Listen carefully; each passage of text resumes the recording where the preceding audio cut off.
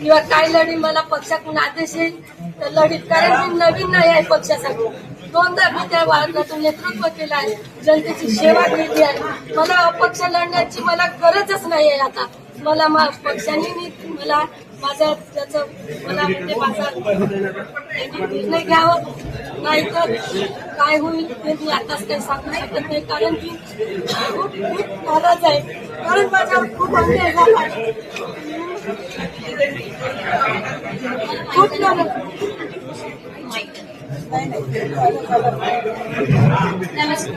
Bharatiya Janata party नेहमी सांगतात का तुम्ही पक्षासाठी एवढं काम करा, तेवढं काम करा. माझ्या हातातून कोणती चूक झाली, मी काही भ्रष्टाचार केला नाही.